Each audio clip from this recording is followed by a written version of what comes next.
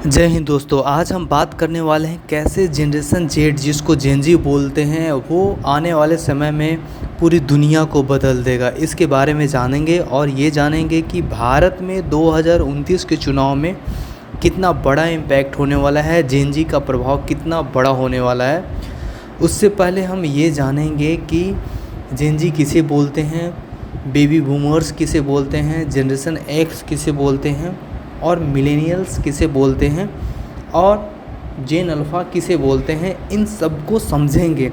तो देखिए, ये जो आप फिगर आप देख रहे होंगे ये है जेन ज़ी लोगों का, जो पूरे भारत ही नहीं पूरे वर्ल्ड में एक नया क्रांति ला दिए हैं। और मैं बता दूं कि 2029 का जब चुनाव होगा उस समय भारत की जनसंख्या लगभग 38 करोड़ अभी है और उस समय तक 19 करोड़ और बढ़ जाएंगे, 18 करोड़ महिलाएं और शामिल हो जाएंगे 2029 के चुनाव में।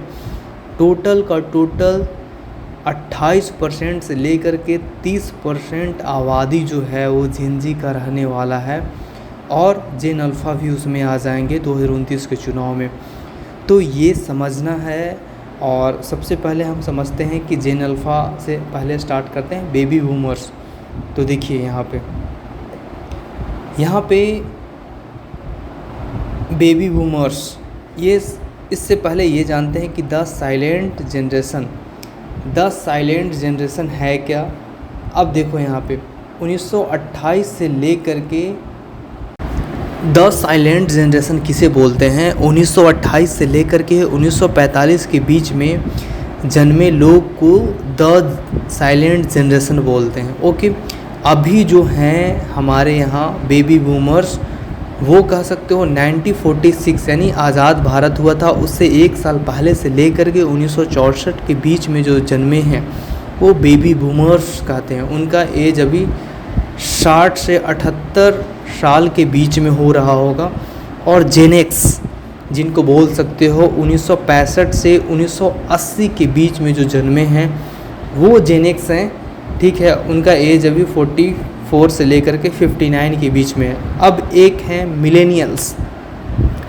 अब ये जो मिलेनियल्स हैं इनका खासियत बताएंगे, जेन एक्स का जो खासियत है वो बताएंगे, जेन ज़ी का जो खासियत है ये बताएंगे, जेन अल्फ़ा क्या करेगी आने वाला फ्यूचर में उसके बारे में भी बताएंगे। देखिए, मिलेनियल्स जो है ना वो लोग, आपको मैं बता दूं कि भारत में अभी एजुकेशन मिनिस्टर का रेजिग्नेशन हुआ, शिक्षा मंत्री जिसको बोलते हैं, उसमें मिलेनियल्स लोग बहुत ज़्यादा जेन ज़ी को मदद किए, हेल्प किए। क्या किए? हेल्प किए, मदद की। वहाँ पे जंतर मंतर पे हो रहे प्रोटेस्ट, जहाँ पे छात्रों को कई दिनों से, पिछले 30 दिन, एक महीने से 35 दिन लगातार हो गए थे, 35 से 36 दिन बाद फाइनली जीत मिला। इसके बीच खाना प्रोवाइड करना, भारत में रह रहे किसी भी राज्य से हो या फिर विश्व में भारतीय जहाँ रह रहे हों, वो लोग ऑनलाइन डिलीवर कर रहे थे इन जेन ज़ी लोगों के लिए, ताकि इन्हें भूखे ना रहना पड़े। ये ऐसे लोग थे जिसमें बेरोज़गार युवा, बेरोज़गार छात्र, जिनको जेन ज़ी लोगों को चीफ जस्टिस ऑफ इंडिया ने कॉकरोच बोल दिया था। जो कॉरपोरेट मज़दूर हैं, जिनको जितना उनको क्वालिफ़िकेशन है उस हिसाब से उनको सैलरी नहीं मिल पाता है, सारे लोग इकट्ठे हो गए थे। उन माता पिता जिनके बच्चे पढ़ाई कर रहे हैं, जेन अल्फ़ा वाले बच्चे पढ़ाई कर रहे हैं, वो भी जेन ज़ी को पूरा सपोर्ट कर रहे थे। तो आज इन्हीं के ऊपर चर्चा करने वाला है और 2029 के इम्पैक्ट में क्या पड़ने वाला है चुनाव पे, इस पे भी चर्चा करेंगे। तो देखिए, यहाँ पे एक हैं बेबी बूमर्स।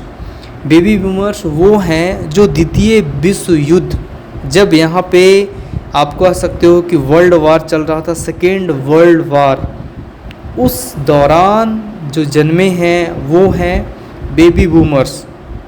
अभी इनकी आबादी है 8.4% के आसपास।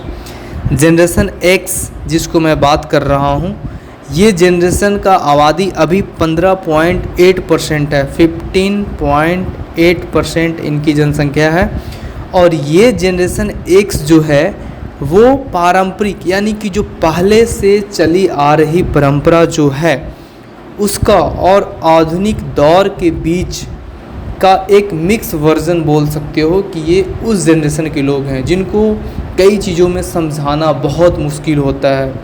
आप इनको देख रहे होंगे जो दादा के एज के होंगे उनके बारे में। अब देखो ये मिलेनियल्स मैं जिसके बारे में बताया कि किस तरीके से ये जो थे जेन जी को सपोर्ट कर रहे थे। ये मिलेनियल्स कौन है? इनकी संख्या अगर देखा जाए तो ये 23% है।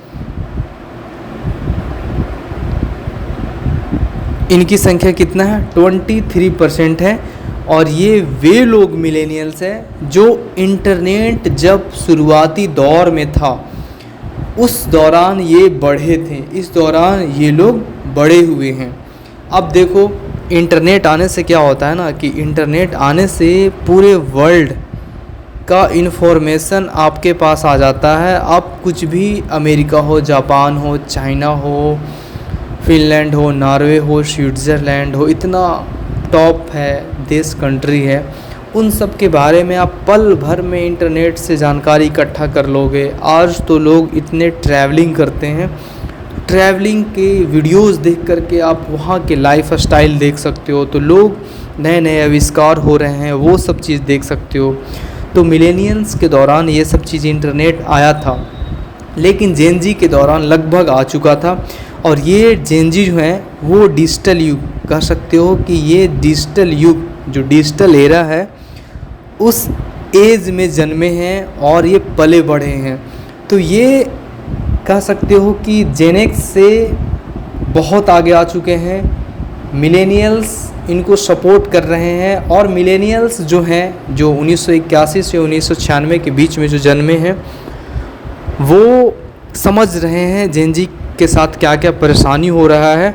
और आप तमिलनाडु में जो इलेक्शन हुआ थलापति विजय के द्वारा, देखो कितना बड़ा परिवर्तन हो रहा है वहाँ पे थलापति विजय के द्वारा। वहाँ पे ये देखोगे कि वहाँ पे नए नए सोच वहाँ पे डेवलप हो रहा है। पहले से जो लोग चले आ रहे थे जो गरीब को गरीब रहने दिया जाए और अमीर जो है और अमीर होते जा रहा था, वैसा वाला सोच था। लेकिन थलापति विजय देखो एक बहुत बड़ा एक्शन लिया। जो आप ये देखो कि गरीब लोग सबसे ज़्यादा दान देता है और उनको कुछ आउटपुट नहीं मिलता है मंदिरों में। तो थलापति विजय ने एजुकेशन पे बहुत बड़ा रिफॉर्म किया। उसने ये बोला कि मंदिर में जो चढ़ावा चढ़ता है वो भगवान को पैसे की ज़रूरत नहीं है, पैसे की ज़रूरत है उन गरीब, उन अशिक्षित बच्चे जो सरकारी स्कूल में भी नहीं जा पाते हैं, उन्हें जो उनका इलाज नहीं हो पाता है हॉस्पिटल में, उन सबको ज़रूरत है। और इसको लेकर के दान पेटी स्कूलों में होना चाहिए, हॉस्पिटल में होना चाहिए। ये बहुत बड़ा क्रांतिकारी सोच है, पूरे भारत में होनी चाहिए। तो देखो ये जेन जी हैं, ये इस समय जन्मे थे और इसका इम्पैक्ट आपने देखा कि किस तरीके से एजुकेशन मिनिस्टर का ये रेजिग्नेशन मांग लिए। और आपको पता होगा कि पुलिस का बर्बरता, वही अंग्रेज़ों वाला दमनकारी नीति, किस तरीके से लाठीचार्ज छात्रों के साथ हो रहा था, लड़कियों के साथ, लड़कियों को भी छोड़ा नहीं जा रहा था। जो छात्र थे उनको उनके प्राइवेट पार्ट में लाठी डंडा एक पुलिसकर्मी कर रहा था। आपने वो वीडियो वायरल हुआ था, आपने देखा होगा। तो सोचो इस तरीके से बेरहमी आज भी वही जनरेशन कह सकते हो कि पुराने जो अंग्रेज़ों के बनाए हुए नियम है उसी नियम पे ये लोग पुलिस चल रहे हैं। और इसमें भी रिफॉर्म होना बहुत ज़रूरी है और जेन जी आने वाले समय में करेंगे। और एक है जेन जी का एज अभी देखो तो 12 से 27 साल के बीच में है, वो जेन जी हैं जो 1997 से 2012 के बीच में जन्मे हैं वो नए। और मिलेनियल्स वो हैं जो 28 से 43 इयर्स के बीच में हैं, वो हैं मिलेनियल्स। अब ये जानेंगे कि जेन अल्फ़ा है कौन। तो जेन अल्फ़ा वो हैं जो 2013 के बाद जो जन्मे हैं वो हैं जेन अल्फ़ा। और जेन अल्फ़ा के समय खासियत ये है कि जेन जी के समय तो डिजिटल युग आ गया था। ओके, डिजिटल युग यानी इंटरनेट, हर चीज़ अवेलेबल हो गया था, हर रिसोर्सेस, हर एक चीज़ अवेलेबल हो गया था। लेकिन जेन अल्फ़ा के समय एआई आ गया था। जो पल भर में आपके क्वेश्चन को सोल्व कर दे। आप किसी चीज़ का फिगर नोट आउट करने के बोलो कि इसका एक्सप्लेनेशन दो, वो दे। गूगल सर्च करने का ज़रूरत नहीं है, चैट जीपीटी से बात करो, वो आपके हर एक डॉक्टर की तरह आपको सलाह देगा। एक जो साइकोलॉजिस्ट होता है उसकी तरह सलाह देगा, एक जो टीचर होता है उसकी तरह सलाह देगा। जैसे आप सवाल करो वैसा जवाब देगा।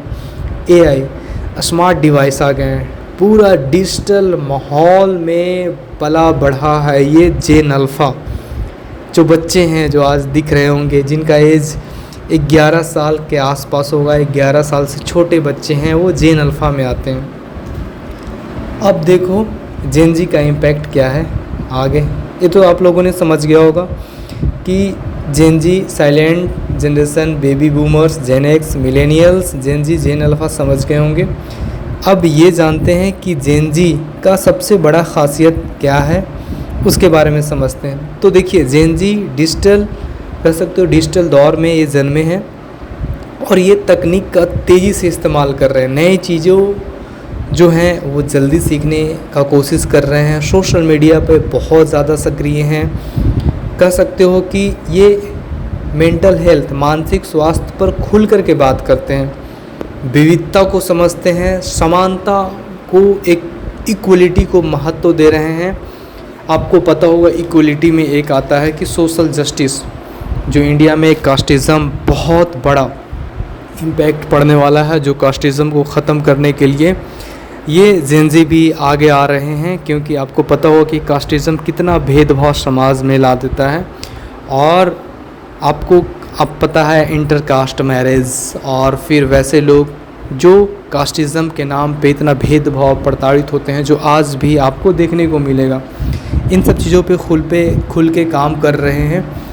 और कह सकते हो कि वो ब्रांड वैल्यू से ज़्यादा क्वालिटी पे ध्यान दे रहे हैं, मूल्यों पे ध्यान दे रहे हैं। पारंपरिक नौकरी जो पहले से चला आ रहा नौकरी, उन सब चीज़ों को समझ रहे हैं और स्टार्टअप भी शुरू कर रहे हैं। तो ये इनकी खासियत है। और मैं बता दूं कि एक बहुत बड़ा रिसर्च है, उसमें ये है कि 18 से कहाँ गया 18 से 32 वर्ष के आयु के वर्ग के जो लोग हैं जेन जी, उनकी संख्या अभी 38 करोड़ के आसपास हो गया है, सोच सकते हो। और ये देखो कि 2029 तक यहाँ पे जो चुनाव के दौरान मैं बात कर रहा हूँ कि 19 करोड़ पुरुष और बढ़ जाएंगे, 18 करोड़ महिलाएं और शामिल हो जाएंगे। सोचो कितना बड़ा प्रभाव पड़ने वाला है चुनाव पे। 35% आबादी के साथ ये 35% आबादी जो जेन जी है, ये सबसे बड़ा युवा वर्ग कहला जाएगा, यंग जनरेशन ये कहला जाएंगे, जिसमें अभी जो 10 से 29 वर्ष आयु के जो लोग हैं वो भी उसमें शामिल हो जाएंगे। अब देखो यहाँ पे 85% से लेकर के 93% तक जेन जी जो काम है वो एआई दिनचर्या का उनका पार्ट हो गया, वो नियमित उपयोग कर रहे हैं आर्टिफिशियल इंटेलिजेंस का। तो सोचो कितना बड़ा योगदान होने वाला है। और 2029 के मतदान के लिए 18 वर्ष या उससे अधिक प्रत्येक 4 में से 1 पर्सन जो होगा, एक व्यक्ति जो होगा वो जेन जी होगा। और 2029 में जेन जी जो 18 से 32 वर्ष के अनुमानित आबादी में 38 करोड़ जो कुल आबादी का 25% कह सकते हो। सोचो इतना बड़ा योगदान होने वाला है। तो पूरा का पूरा डिपेंडेंसी है जेन जी लोगों को 2029 का इलेक्शन में। और जेन जी लोग ही 2029 के चुनाव को पूरा संभालेंगे और इनका इम्पैक्ट आने वाले समय में आपको दिखेगा। क्योंकि जो पहले के समय में अशिक्षित नेता, आपको पता होगा कि कितने अनएजुकेटेड जो लीडर्स हैं, जो 7वीं फेल 9वीं फेल जो नेता हैं, वो मुख्यमंत्री बन जा रहे हैं। अब क्या इतने पढ़े लिखे इंटेलेक्चुअल जो इतने अच्छे कॉलेज यूनिवर्सिटी में पढ़ रहे हैं एआई के दौर में, जहाँ पे वो कहीं से भी एजुकेशन ले रहे हैं, अन्य देशों से एजुकेशन ले रहे हैं, तो इतने पढ़े लिखे लोग के सामने क्या ये टिक पाएंगे? नहीं टिक पाएंगे। अब इसीलिए यही वजह है कि आज तक डेवलपमेंट नहीं हुआ, इतना विकास नहीं हुआ। गाँव का वही हालात है, सड़कें का वही हालात है, सरकारी हॉस्पिटल का वही हालात है, सामाजिक अव्यवस्था पूरी तरीके से है। तो इन सब चीज़ों में बहुत बड़ा परिवर्तन होने का ज़रूरत है और ये आने वाले समय में आपको दिखेगा। तो आज के लिए इतना ही। कमेंट करके अपना ओपिनियन ज़रूर दें और जेन जी लोग बताएं कि आप क्या चाहते हो आने वाले समय में।